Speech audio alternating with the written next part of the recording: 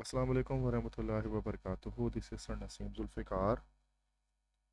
और आज की इस वीडियो में अनीस हुसैन कोचिंग क्लासेस के फर्स्ट इंग्लिश का पेपर मैं सॉल्व करने जा रहा हूँ, जो इनकी कॉम्प्रिहेंसिव एग्जामिनेशन है। तो सबसे पहले हम इसके एमसीक्यूज़ को सॉल्व करेंगे। वीडियो को स्टार्ट करने से पहले ये स्क्रीन पर आपको टॉप पर मेरा व्हाट्सएप नंबर शो हो रहा है 0300 215 2272। इस नंबर को आप सेव कर लें। और अगर आपको फर्स्ट ईयर के बोर्ड एग्ज़ाम जो होने वाले हैं तो उसके टारगेट पेपर्स रिक्वायर हैं, सॉल्व अनसॉल्व या नोट्स रिक्वायर हैं आपको किसी भी सब्जेक्ट के, तो आप मुझे इस नंबर पर कांटेक्ट कर सकते हैं। तो ये व्हाट्सएप नंबर है मेरा, ठीक है। तो चलिए अब स्टार्ट करते हैं लेक्चर को। सेक्शन ए हमारे पास है, दिस इज़ द एमसीक्यूज़, और हमारे पास इसमें 20 एमसीक्यूज़ होंगे। तो फर्स्ट एमसीक्यूज़ हमारे पास है, और जो शुरू के जो 5 एमसीक्यूज़ हैं ये आज है वो प्ले से आए हैं। अब visit to a small planets है। फर्स्ट है the word reconnoitring used in the play a visit to a small planet means dash. तो रिकॉनॉइटरिंग का मतलब क्या होता है? इसका मतलब होता है जायज़ा लेना या सर्वे करना, ठीक है। तो फर्स्ट का हमारे पास आंसर हो जाएगा सी, सर्वे। सेकंड है Kreton insists to take charge of the dash. Kreton जो है वो किस चीज़ का चार्ज संभालना चाहता था? पूरी दुनिया का। वो पूरी दुनिया पे हुकूमत करना चाहता था, जो एलियन था क्रिटॉन।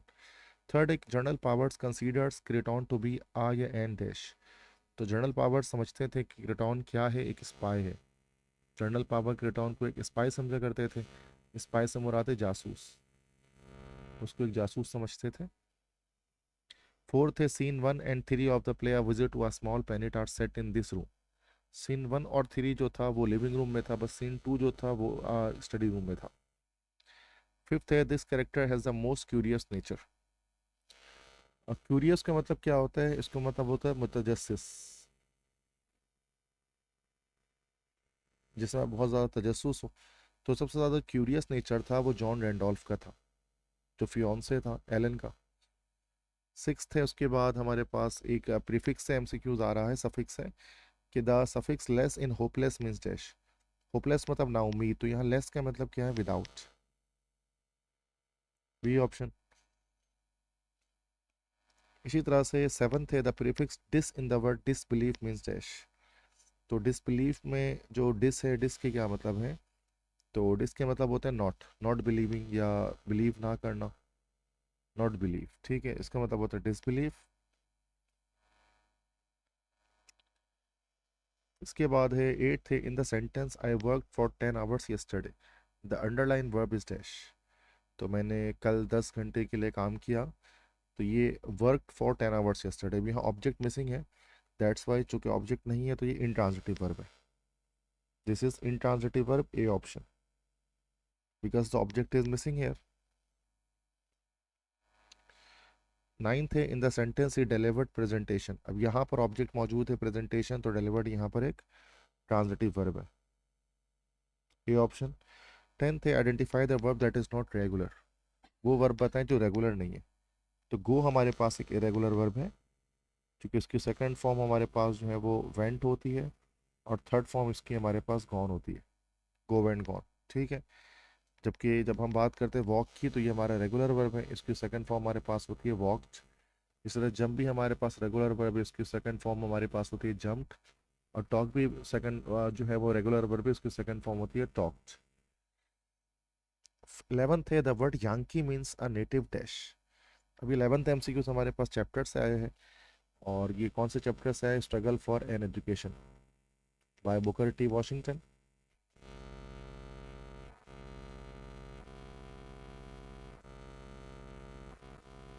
तो यहाँ कह रहे हैं कि यांकी के मतलब क्या होते हैं? यांकी के मतलब होते हैं एक नेटिव अमेरिकन, ठीक है।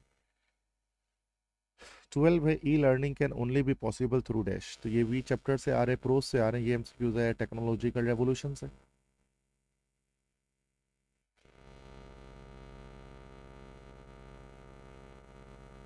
अब ये क्या कह रहे हैं कि भाई ई लर्निंग पॉसिबल किसके थ्रू होती है? जस्ट बिकॉज ऑफ इंटरनेट के थ्रू होती है। 13th है E B White used to go to the lake in Maine in this season. E B White जो है वो झील में जाया करते थे मेन की किस मौसम में? In the summer season, summer season में जाया करते थे।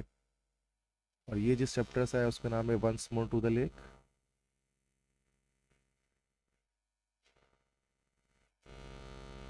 once more to the lake. इसी तरह से हमारे पास देन 14th है, when Mathilde had to return the necklace she was looking at dash. तो she was looking at peasant.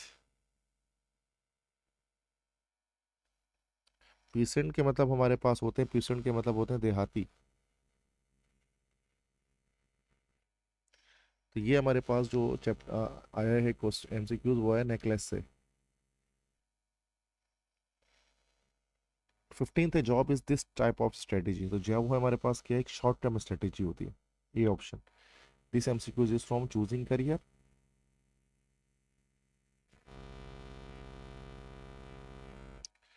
16th है, अब इसके पास लास्ट के 5 एमसीक्यूज हमारे पास जो है पोइट्री सेक्शन से आएगा कि success is a failure turn inside out, this line is taken from the pome dash.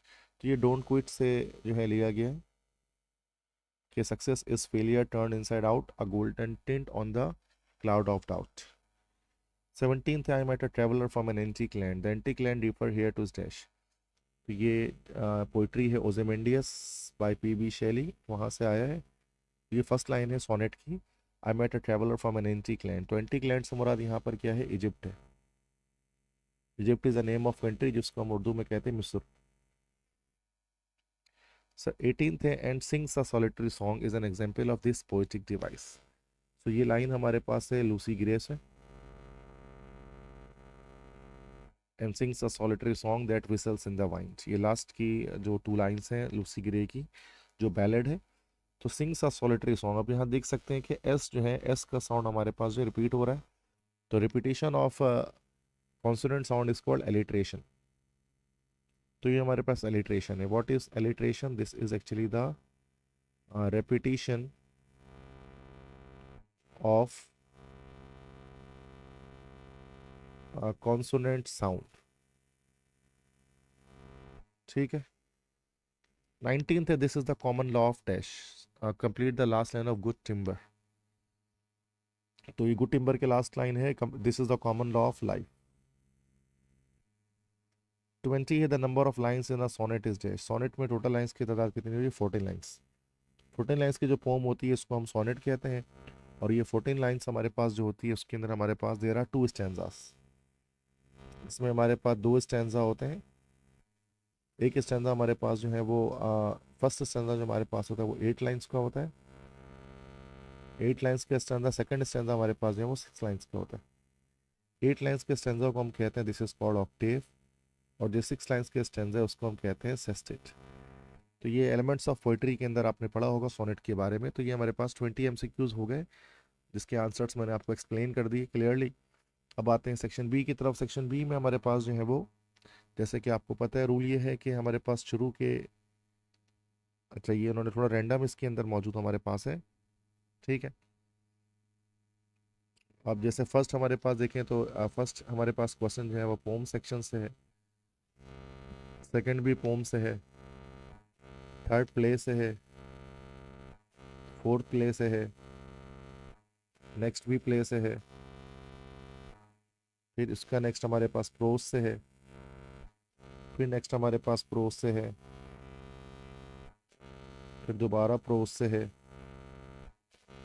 फिर दोबारा प्रोज से है, और एक प्ले से है या पोम से। ठीक है। तो यही पैटर्न हमारे पास है। 4 क्वेश्चन हमारे पास प्रोज से हैं, 3 पोम से और 3 प्ले से। अगर पोम और प्ले अगर आप पूरी तरफ से कर लेते हैं तो आप ये आराम से इसके 6 क्वेश्चन सेक्शन बी 1 के निकाल सकते हैं, दैट्स इजी। सेक्शन बी 2 हमारे पास है grammar, proof read the following passage and rewrite it. तो प्रूफ रीडिंग करनी मतलब स्पॉट करना है एरर को। तो देखते हैं क्या गलती है।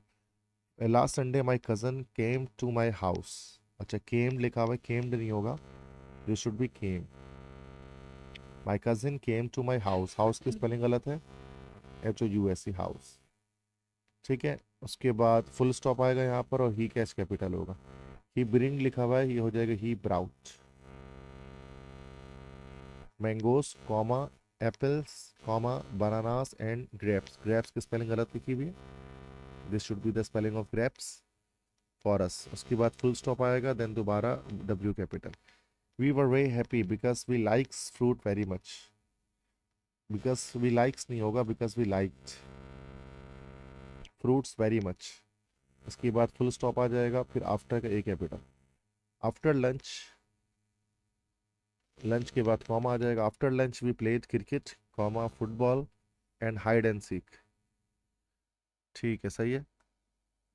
इन द गार्डन, गार्डन की स्पेलिंग गलत है, GARDEN, गार्डन। उसके बाद फुल स्टॉप आ जाएगा, देन माई का एम कैपिटल होगा, माई मदर सेड। उसके बाद if you break the window you will be punished but we didn't listen to her. तो मेरी अम्मी ने कहा, माई मदर सेड के बाद कॉमा आ जाएगा, फिर इन्वर्ट कॉमा आएगा, इफ़ का आई कैपिटल हो जाएगा।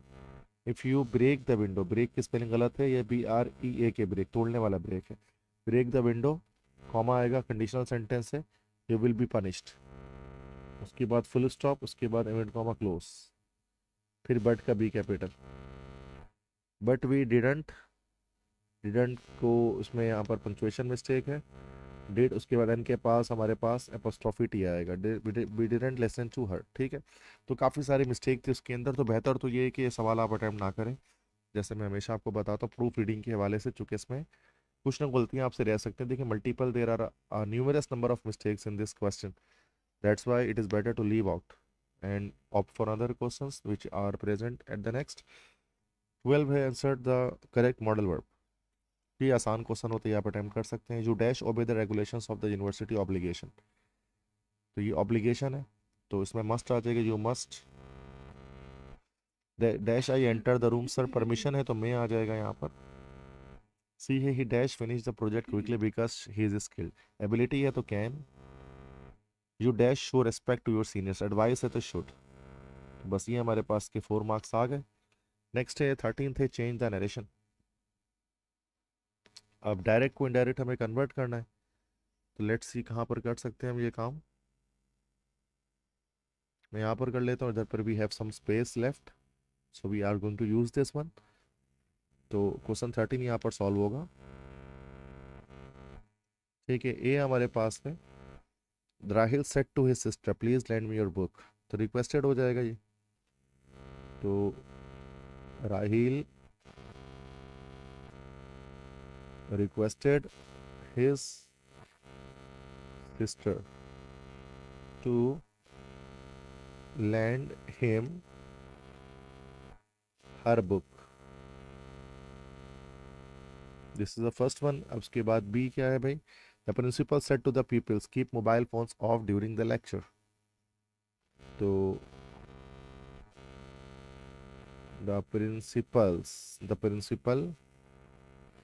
अच्छा सेड टू द पीपल, अच्छा कीप मोबाइल्स ऑफ, एडवाइस भी हो सकता है, ऑर्डर्ड भी हो सकता है, ऑर्डर्ड लिख लेते हैं, ऑर्डर्ड ज़्यादा बेहतर लग रहा है, या एडवाइस लिख लेते हैं, चूंकि टीचर कह रहे हैं, तो एडवाइस्ड द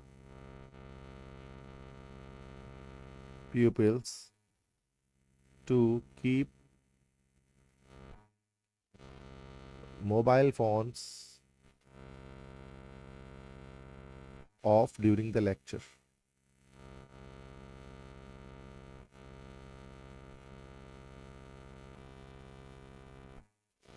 उसके बाद सी है, she said oh this soup is way too salty, तो शी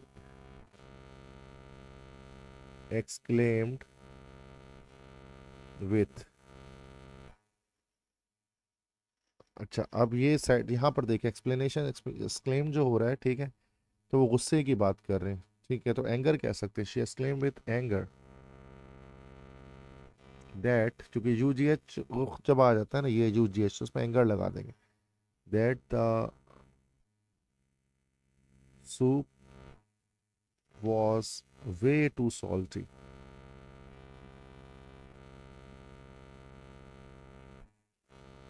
इसके बाद डी है, Sajid said to them what will you do during your vacation this time. ये सवाल है, तो साजिद आस्क्स हो जाएगा, आस्क्ड देम। उसके बाद हो जाएगा what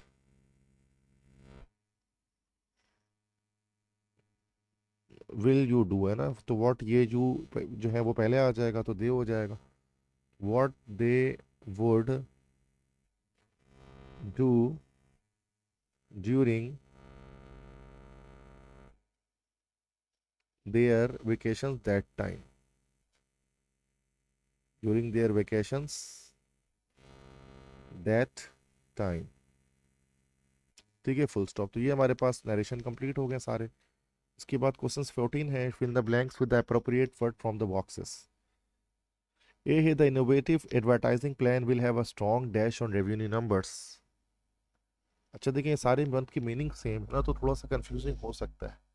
strong effect, consequences, impact, influence. तो देखिए इसमें यहाँ पर एक को छोड़ते हैं, बाकी लगाते हैं, तो जो बच जाएगा उसको हम देखेंगे।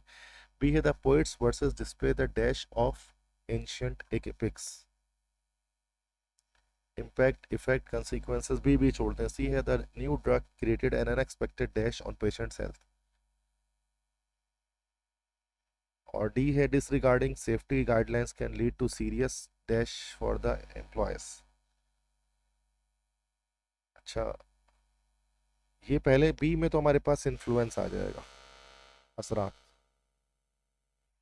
ठीक है। अच्छा, सी में हमारे पास अनएक्सपेक्टेड इफेक्ट हो जाएगा।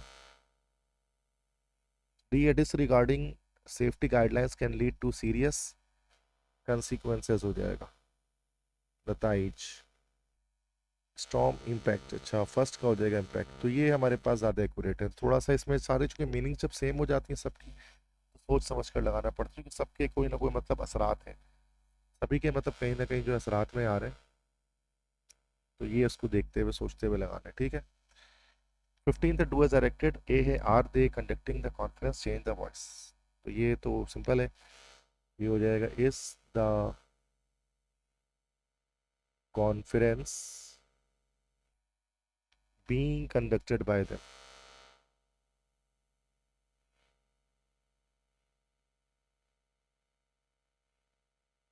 Being conducted by them. Then question mark. B है if I were the captain of Pakistan cricket team. उसके बाद कंप्लीट द सेंटेंस। तो I would end nepotism. I would end nepotism. ठीक है, तो इस तरह से ये हमारा कंडीशनल बन सकता है।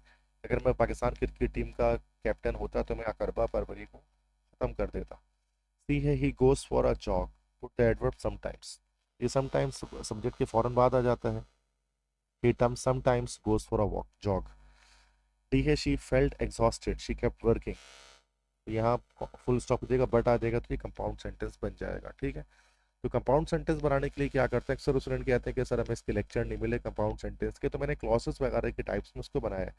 वैसे इसके लिए कोई लेक्चर की नहीं है, 1 मिनट में आप समझ सकते हैं।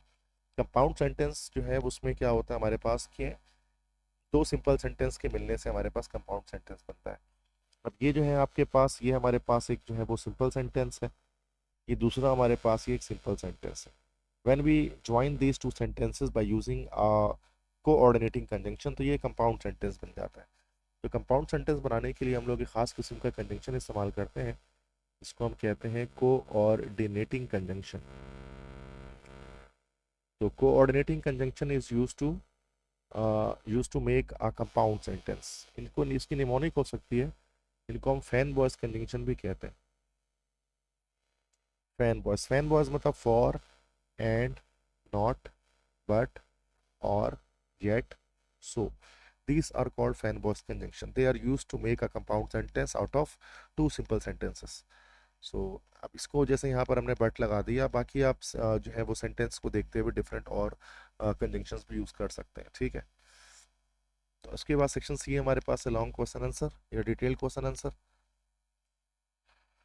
इसमें सारे क्वेश्चन अटेम्प्ट करने हैं। पहला तो कवरिंग लेटर या सीवी है इंग्लिश टीचर के लिए, तो ये आप इजीली कर सकते हैं। इसके बाद कंपेयर एंड कंट्रास्ट ऐसे है, city life versus village life, ये हमारे पास एक इंपॉर्टेंट है। फिजिकल गेम, ऑनलाइन गेम, ये भी इंपॉर्टेंट है। बाकी आप ये दो लीव आउट कर सकते हैं, these are not so much important.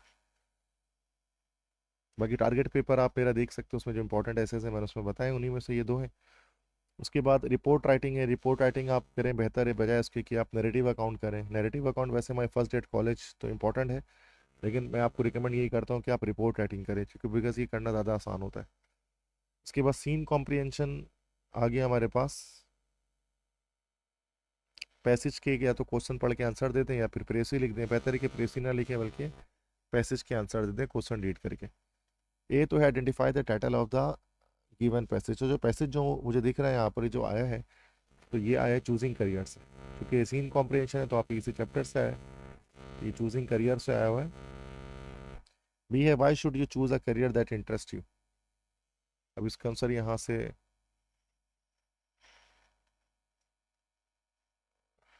मतलब आप ऐसा करियर क्यों चूज करें जो आपको इंटरेस्ट करता हो।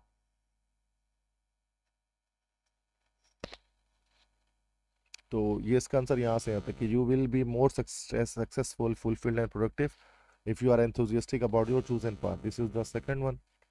बाकी सारे जो है वो क्वेश्चन, जैसे कि पहला सिर्फ क्वेश्चन बी जो है वो पैसेज से आया है, बाकी सारा तो आपको खुद ही आंसर करना है। C identify regular and irregular verb. तो चूज हमारे पास जो है वो this is irregular verb. Feel हमारे पास जो है this is also irregular verb. Offer हमारे पास क्या है, this is the regular verb. Reason क्या है, तो कि चूज हम देखते हैं ना, चूज जब हम लिखते हैं तो उसकी सेकंड फॉर्म हमारे पास CHOS ही होती है और थर्ड फॉर्म होती है चूजन। दैट्स हम इसको कह सकते हैं कि ये इरेगुलर वर्ब है। इसी तरह से जो फील है, फील की सेकंड फॉर्म भी फेल्ट रहती है और थर्ड फॉर्म भी इसकी फेल्ट रहती है, तो इसीलिए इरेगुलर वर्ब है। अब ऑफर हमारे पास जो है वो this the only regular verb, क्योंकि जब हम इसकी सेकंड थर्ड फॉर्म बनाते हैं तो ये हमारे पास ऑफर्ड बन जाता है, ऑफर्ड। तो रेगुलर वर्ब क्या होता है, जिनके सेकंड थर्ड फॉर्म में हम क्या करते हैं, ईडी लगा रहे होते हैं। तो ये बहुत आसान होता है। इसके बाद D, classify the word classes of the following word. While, तो वाइल तो हमारे पास क्या है, वाइल इज अ कंजंक्शन, जिसके मतलब होते हैं जबकि। डिससेटिस्फेक्शन, शन एंड में आ गया, this is a noun, abstract noun. Potential, अल आ गया एंड में, तो दिस इज तो ये हमारे पास है एडजेक्टिव।